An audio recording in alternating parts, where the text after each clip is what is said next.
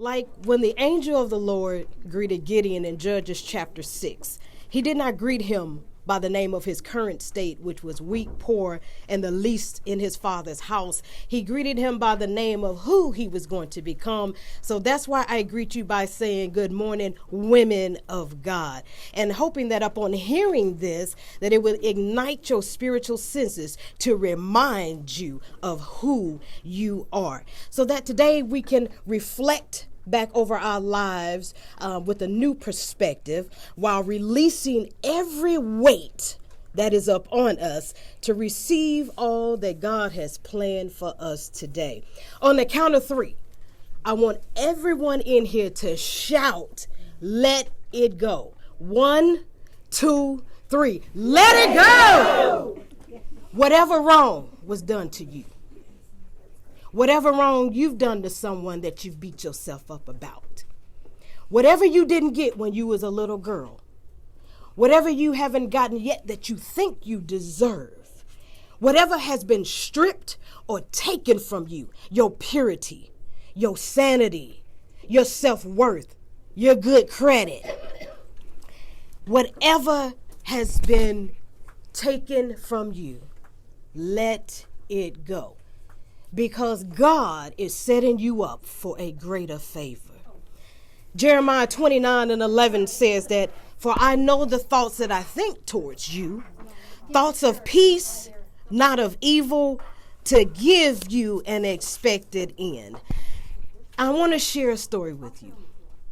January 13, 1974, was born unto Alton Douglas Perkins Sr. and Rosetta Perkins, their 11th child, their 4th girl child, and this is for family. They named her Little Rose Yvonne Perkins.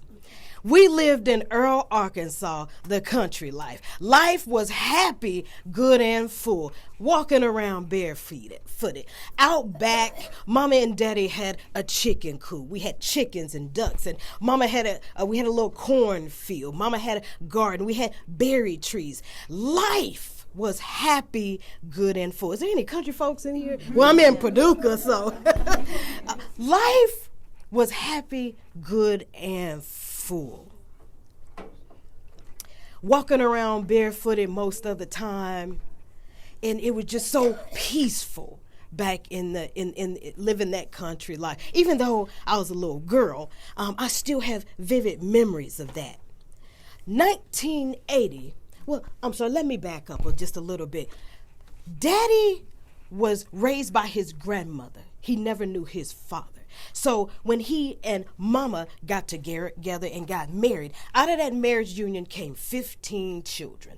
3 passed away when they were infants, and 12 of us lived past the infant stage and are still living today. I am number 11, but living I am number 10.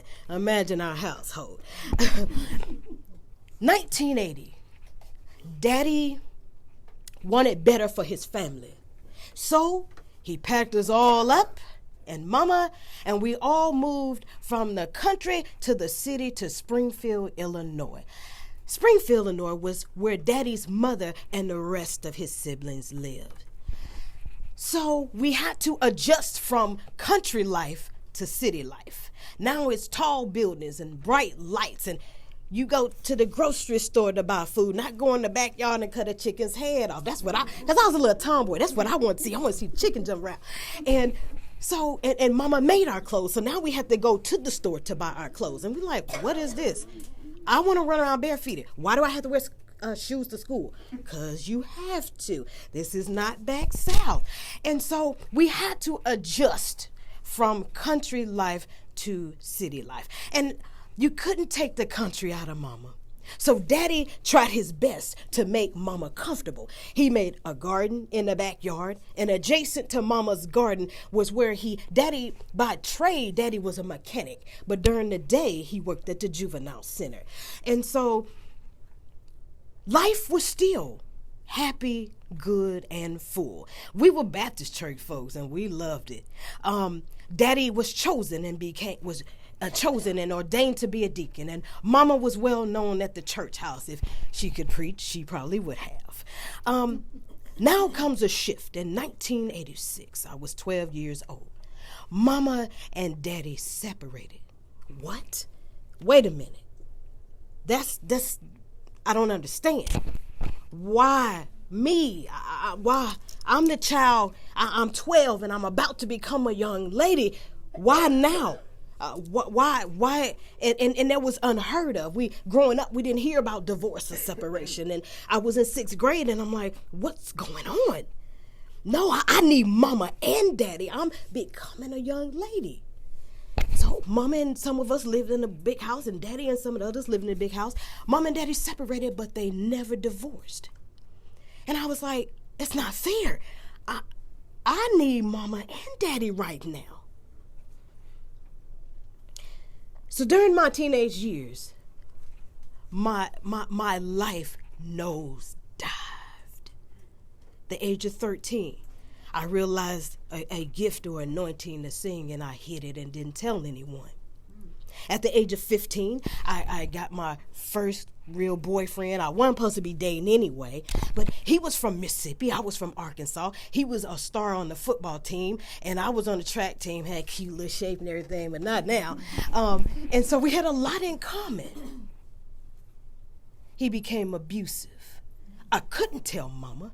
Couldn't tell Daddy, couldn't tell my siblings because home was no more. And so I never told anyone.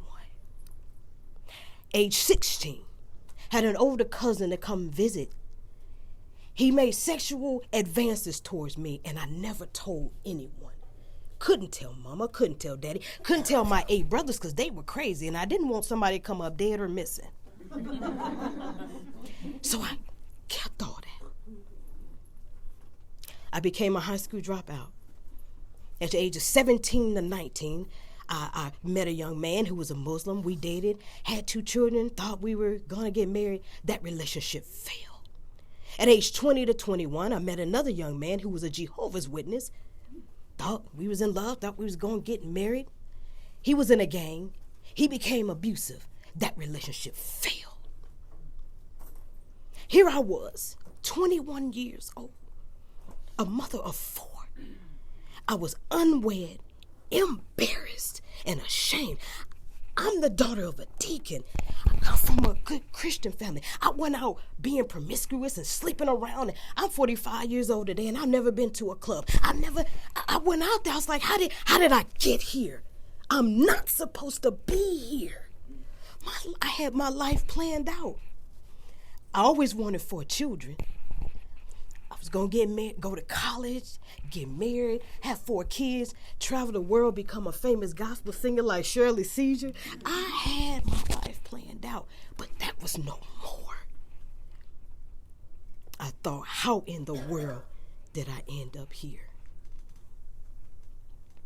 And at that time, I lived on a side of town where it was gang infested, drug infested. A lot of my family would even come see me unless it was the first of the month for food stamps, or they would come see me during income tax time because my kids had the same last name Perkins and they can use to get more money on income tax and they only give me $200. As I thought I was going to die in that state, I have no more words. I am nobody. I'm no good. Rose, you're going to die just like this. Make the best of it. So as I lived in my despair, I would read my Bible. I knew how to pray because Mom and Daddy taught us that. So I knew how to do that. But during this particular time, memories of Mama started flooding my mind. And forgive me if I get teary-eyed, y'all, because anytime we talk about Mama, it's a emotional subject, especially if Mama is not with us today. God took her years ago. I was sitting there and I started thinking about a memory of Mama, because at that time, back then, depending on how many children were still at home, because we were all getting older and moving out. So whoever was left at home, Mama would say, it's prayer time. We would all come in the living room and we would find a spot. And we would have to repeat after Mama. This particular memory, Mama began to pray. And Mama's prayer shifted. So I'm like, wait a minute. Mama sound different. I need to know I need to see what she looked like. So here I am praying, trying to peek, trying to see where Mama's at. And I got a glimpse of Mama. Mama was on her knees and she was upright and prayers was streaming down her face. I turned myself around and I tried to pray like Mama. Those memories started flooding my mind as I lived in my despair. And I started to smile. And I was like, maybe there's hope for me. Mom and Daddy did it with 12. Maybe there's hope for me. Maybe there's still some worth in me. Lord, I didn't mean for my life to turn out like this. So when I was pregnant with my fourth and last, I was 8 months pregnant with my last and fourth child, who I have with me here today. Sherry, say hello. My last baby, who'll be 24 next month. But as I sat 8 months pregnant with her, my life was about to change and shift. And I did not know it because I thought my life was over. There was a knock. It was one Friday evening. There was a knock at my door. I actually thought it was the next door neighbor coming to borrow my broom again. I'm like, Lord, there's Family Dollar, Dollar General, Dollar Tree. If I'm on welfare, I can get a broom. You can too. So I opened the door, and to my surprise, here stood this 4'11" frame. It was my second oldest sister, Audrey. We share the same birthday. I was born on her 5th birthday, so she always looked at me as her gift from God. But through those years, we lost contact, didn't even see each other, and lived in the same city. We fell on each other and started crying. She came, I was like, come here, sit down. I began to tell her what had happened in my life. She began to weep. I said, it's not your fault. She said, I shouldn't have left home. I said, yeah, you eloped and left me. and when I was 16, you eloped and everything. And so I said, it's not your fault. She said, I should have waited to get married. I should have been there for you. I said, it's not your fault. And so as we began to talk and catch up, she said, I got something to share with you. Can I come back next Friday? I said, you can come back tomorrow, Monday, Tuesday, Wednesday, because I was happy to see a family member. And she said, I had got caught up in dealing with some things in my own marriage. She said, I was sitting there, and she said, God was like, go find your sister. All right, y'all. Go find your sister. And seeing her also gave me hope. I'm like, okay, you still love me, Lord. You still know I'm here, even though I messed up. She came back that next Friday. We went upstairs to my room. She just opened a Bible. She started teaching me the gospel of Jesus, the Christ, right from the scripture. That night I obeyed Christ for myself because I had got baptized when I was 12. I was like, my favorite brother Anthony getting baptized, I'm getting baptized too. So I went up and got baptized when I was 12. Now, years later, I knew Christ for real and for myself. And I accepted him and I got baptized that night. Just a little while later, my life shifted upward. And over the next 20 years, God helped me raise my 4 children by choice, being a single mother. God prospered me again in all areas of my life. I went back to school, finished school, got my driver's license, even went to college. I didn't ever think that was possible for me. Next thing I know, I look up, I'm in a 5-bedroom home, 2 full baths, 2 vehicles sitting in the driveway, 1 paid off, on my way of paying off another, 1 job, Monday through Friday, weekends off. I said, I must be in somebody else's house. I was like, them vehicles ain't mine. And I'm like, when I had gave myself to the Lord, it's like he shielded and blinded me. I had no idea what was happening. I looked at myself as being cursed, but everybody else was like, the Lord's hand is on that child. And I'm like, what are you talking about? It's just a house, it's just a car, it's just a job. My life got shifted. And he began to show me, you are mine. So there's still worth. You are still of great value. I have something for you to do. All 4 of my children graduated from high school on time. All 4 of my children went to college. My son has been married now for 2 years. He and my daughter-in-law don't have any children. And he 26 years old and still got good credit. I look up and say, my God, I'm not supposed to be here in front of you, women of God, today. I am supposed to be a lost cause, damaged goods to society. I should not be sitting here in front of you today. But God. So if you ever feel like you're a lost cause, or damaged goods, or snuffed out, or your worth has diminished because of what you have done, and you feel like God's hand is going out against you, like Naomi said in Ruth chapter 1, it is also stated in Psalms 51:17, the sacrifices of God are a broken spirit, a broken and contrite heart, O God, thou wilt not despise. So God in his loving kindness has to purge some things out of us and away from us, while using your strongholds, your pains, your mess up, your stuff, and your junk.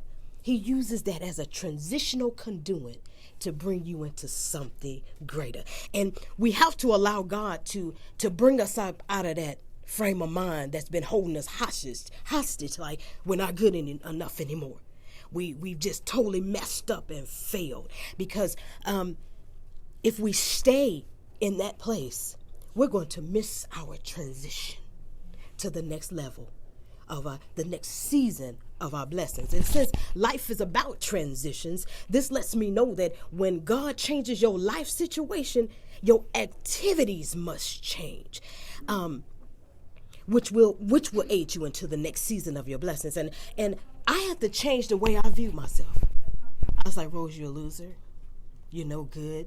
Back in the olden days, if you had children out of wedlock, they would say that, oh, she's spoiled or spoiled once or twice. And I was like, okay, I've been spoiled 4 times. Ain't no man gonna ever want me. And some of these things, people told me that. You will never get a man. You will never be married. And this and that and this and that. And the very ones that spoke that stuff, God showed them. I work with the dirty stuff. I work with the messed up stuff. And so those very ones that placed their negative mouths on me are the ones that said, Rose, I look up to you. That's all God. That's all God.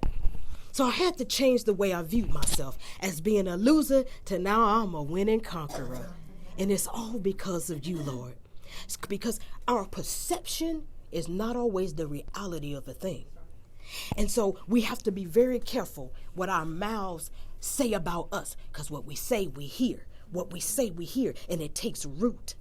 And so, like in Psalms 141:3 says, set a guard, O Lord, over my mouth. Keep watch over the doors of my lips, so that during the moments when the devil tries to send those measured attacks to disrupt your thoughts, we need to boldly speak God's words over ourselves. And here's a few scriptures that you may want to write down, and you can memorize them in your time. And when you're going through those measured attack moments, you can think of those scriptures to speak over that. 1 John chapter 1, verse 9. Philippians 4:19. James chapter 1, verse 2. Romans chapter 8:28. Romans chapter 8:38-39. 2 Corinthians chapter 12 and verse 9. Hebrews chapter 4 verse 16. And also, women of God, remember that God will make a way of escape out of anything if you trust him. And that's stated in 1 Corinthians chapter 10 verse 13. He will make a way of escape. How much time do I have? 5 minutes. Oh, she's not here. Got 5 minutes. Okay. So, women of God, I'm going to leave you with this. In 2 Kings chapter 4, there was a certain woman whose husband had died, and the creditors were threatening to take her 2 sons away as slaves or as payment. And forgive me if I get happy at this for this story. Elisha asked the widow, "What do you have in your house? What do you have in your house?" She said, "Nothing but a small jar of olive oil."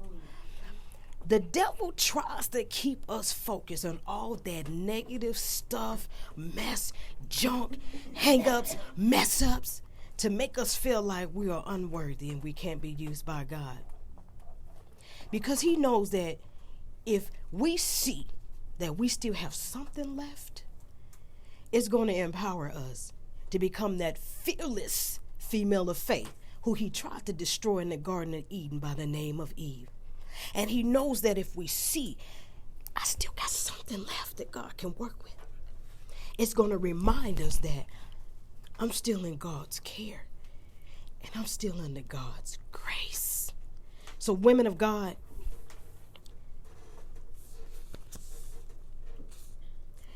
you're going through and you need just a spark, a glimpse of hope. No matter what you've said or done that did not bring about the righteousness of Christ, say, "Lord, show me what I have. I'm damaged. Show me what I have. I've messed up. Show me what I have.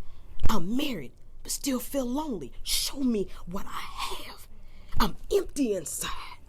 Show me what I have. I show up on Sunday mornings. I come to Bible study and I feel nothing. Show me what I have. I can't shake this thing from me that's got a strong hold of me. Show me what I have. Lord, show me what I have so that I can be encouraged to stand firm in my faith, knowing that I am still a woman of worth." Ladies, God bless you, and I thank you for your presence. Thank you for listening and allowing me to share my story, and I just hope that something I said was encouragement.